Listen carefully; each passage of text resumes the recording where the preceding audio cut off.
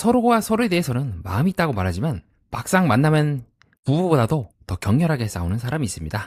영철님은 영자님에게 마음이 9.5라고 말했고 영자님도 좋아했죠. 그런데 그 뒤 영자님은요, 피크닉 데이트에서 왜 자신을 찾아오지 않냐며 닥달을 했습니다. 영철님도 그 말 듣고 부하가 치밀어 올랐고요. 서로에 대해서 확신이 있는 것 같은데 왜 이 관계는 그럴수록 왜 흔들리는 걸까요? 서로가 그렇게 마음에 들지 않는다면 그냥 끝내면 됩니다. 그런데 두 사람은 무엇 때문에 더더욱 서로를 붙잡고 부부싸움을 하는 걸까요? 저는 두 사람 모두 선택을 한 후에 어떻게 할 것인가에 대한 부분이 빠져 있어서 일어나는 일이라고 보고 있습니다. 자, 영철은요, 영자와 데이트 장면에서 계속해서 말합니다. 나는 계속 영자를 찾았다. 영자 입장에서는 내가 얼마나 방문을 안 한 것 같지만 그렇지 않다. 그리고 나는 쉴 때 대기하는 줄 알았다. 하지만 그 말은 영자 입장에서는 핑계로밖에 들리지 않았죠. 그러면 그 시간에 온 다른 남자들은 뭔데? 그 사람들은 대기하라는 말 다 어긴 건가? 라고 생각을 할 수가 있겠죠. 그래놓고는 영철님은요, 내가 허세를 부렸던 게 좀 아쉬웠다. 신경 쓰겠다라고 말하기도 합니다. 사실 이는 영자님도 마찬가지죠. 영철에 대한 불만을 여자들에게 쏟아놓으면서도요, 막상 영자님은요, 잘 얘기하는 거 들어보면 전부 다 영철에 대한 겁니다. 말로는 각을 세우고 싸우고 마음에 안 든다고 하지만 막상 두 사람이 또 만나면은 기묘하게도 서로에 대한 이야기를 놓지 않고 있는데요. 마치 모임 속에서 남편에 대한 불만을 주구장창 늘어놓으면서도 집요하게 남편에 대해서 궁금해하는 아내의 모습과 좀 유사하다고 저는 느꼈던 것 같습니다. 어떻게 보면 영자님은요, 불만족으로 영철님을 소외하고 있었던 건 아닐까요? 정말로 영자님이 영철님이 마음에 안 든다면요, 그냥 다른 사람에게 얘기를 하면 됩니다. 실제로 옥수님이나 다른 분들을 보면은 더 이상 그 사람에 대해서 말하지 않아요. 그냥 끝이다, 다른 사람 알아봐야겠다라고 하고 말하는 걸 멈추죠. 하지만 영자는 계속해서 영철에 대해서 말합니다. 그러면서도 막상 주변에서 아니 뭐하러 만나, 그냥 멈춰, 딴 사람 만나면 되잖아 라고 하면요, 또 그렇게까지 싫은 건 아니라고 여자한테 말합니다. 그리고 사실 이러한 영자의 행보는 그 이전에도 반복이 되었습니다. 네, 저번 화 때 영자는 영철에 대해서 불만을 토하면서도 집요하게 대화하자, 나가자고 하고, 영철에 이제 거의 영자밖에 없다는 말을 좋아하면서도 0.5라는 말에 이제 순간 이제 열받아 합니다. 그러면서 동시에 영철의 말이 또 좋아하기도 하죠. 사실 3화 때도 영자는 비슷한 모습을 보여줬습니다. 자, 그때 영자는 자고 있는 영철을 찾아가서 거짓말하지 마, 거짓말하지 말라고 추궁하는 모습을 보였죠. 인터뷰상에서 영자는 영철의 적극성이 마음에 들었지만 이젠 아니라고 하지만, 한편으로는 여러분도 저 이야기를 쭉 들으면서 어쩌면 영자가 계속해서 영철을 소극적인 사람으로 보고 있는 건 아닌가라는 생각이 들었습니다. 여러분 입장에서 조금 의아한 이야기일 수가 있는데요, 영철이 소극적이고 자신에 대해서 적극적으로 마음을 표현하지 않는 사람이 된다면요, 영자 입장에서는 계속해서 영철에게 사랑을 요구할 수 있게 됩니다.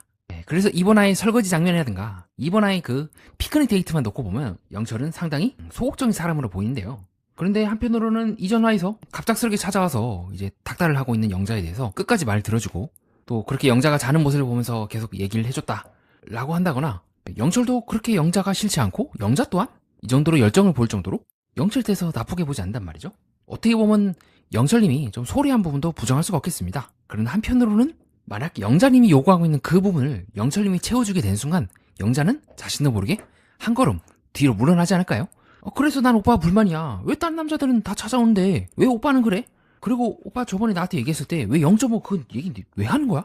그래서 당시에 영자는 0.5에 대해서 얘기를 들었을 때 마음에 들어하지 않으면서도 한편으로는 순수하고 귀엽다고 말합니다. 뭔가 조금 저는 이상하다는 느낌이 들었어요. 영자님이 이상한 사람이라는 것이 아니라 처음부터 영자는 자기소개 때 장면에서 말씀하셨던 것처럼 상대방에 대해서 마음을 확인할 수 있는 빈칸을 어느 정도 마련하고 거기에 대해서 얘기를 해야지만 조금 자신도 모르게 이러한 패턴을 바탕으로 사랑을 쌓아나가는, 마음을 이제 쌓아나가는 스타일이 아닐까. 자기소개 때 자기는 싸움을 끝까지 하고 후련한 상태로 이제 산다. 풀 거는 확실하게 풀고 이제 정리하는 스타일이다라고 말씀하신 적이 있습니다.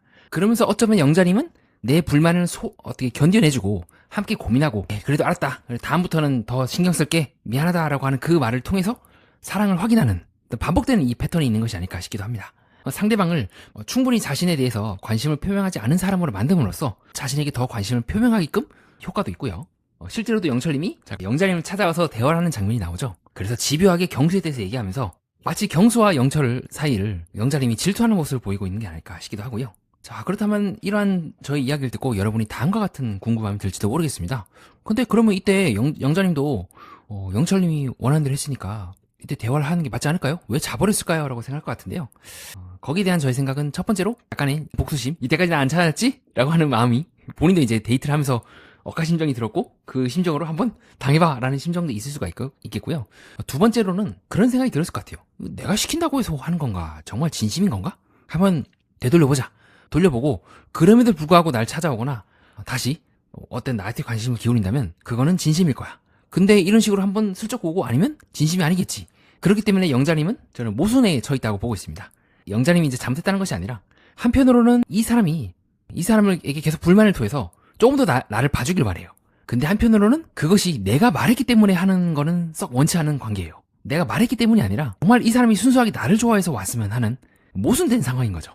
요구를 하기 때문에 행동을 그렇게 할 수밖에 없으면서도요. 동시에 내가 요구해서가 아니라 정말로 진심으로 내가 말하지 않더라도 와주길 바라는 마음이 있기 때문에 처음엔 적극적이었는데 아니었다 라고 얘기를 한다거나 계속해서 불만을 토하는 게 아닐까 싶습니다. 다만 이러한 방법이 정말 영철님을 원하는 쪽으로 갈지 아니면은 영철님도 선을 탁 놔버릴 수가 있거든요.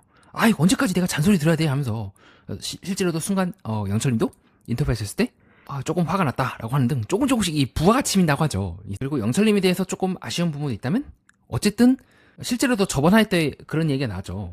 실제로도 잘 보시면 설거지도 잘하고 제법 능숙한 손길이라고 자막이 뜨지 않습니까? 그래서 당시에 저는 이제 가오 잡느라고 그런 거 아닌가라고 저번 할 때 메모를 했는데 실제로도 본인이 말씀하시더라고요. 허세 부린다고 그랬다고 하시는 등 뭔가 좀 독특한 모습을 보이긴 합니다. 근데 그런 부분들이 영자님 입장에서는 계속해서 오해가 쌓일 수 있지 않을까요?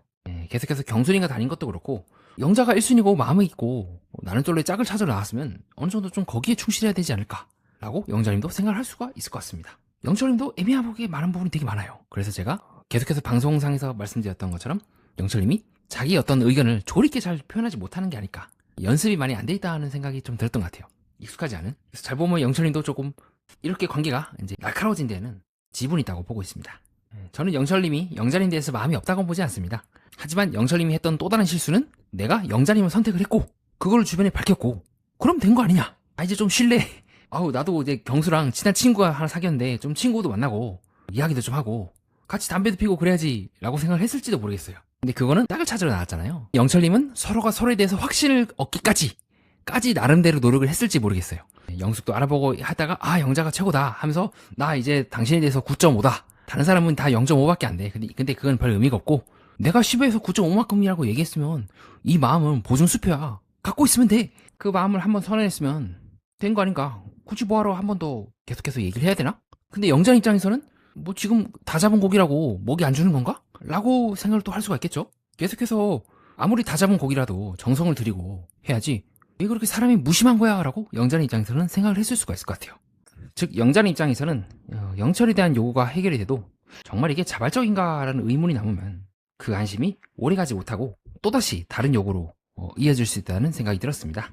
근데 그것들을 영자님이 뭔가 이게 대놓고 말하기에는 좀 쑥스럽기도 하고 또 대놓고 말하는 순간 그럼 이 사람은 내가 시켜서 또 하는 건가? 라는 생각이 들기 때문에 간접적으로 계속해서 돌려 말하는데 그 돌려 말하는 방식이 영철 입장에서는 약간 이제 속을 이제 긁는 듯한 말이 되고 영철님도 피크닉 데이트에서 약간 나리선 발언을 하게 되고 그럼 똑바로 좀 얘기를 해요 라고 말이죠. 그것이 저는 영자님이 집요하게 영철에 대해서 말하고 있고 영철님도 영자님을 이해를 못하면서도 계속해서 영자님한테 맞추려고 흘러가는 이유라고 보고 있습니다. 이만 이야기를 정리하며 마무리 짓겠습니다. 영철님은요, 마음을 한번 분명하게 선언하면 그 선택은 계속 유효하다고 생각을 했던 것 같습니다. 반면에 영자님에게 선택은 한 번의 선언이 아니라 그 이후에도 나를 찾아오고 계속 관심을 기울이는 행동이었죠.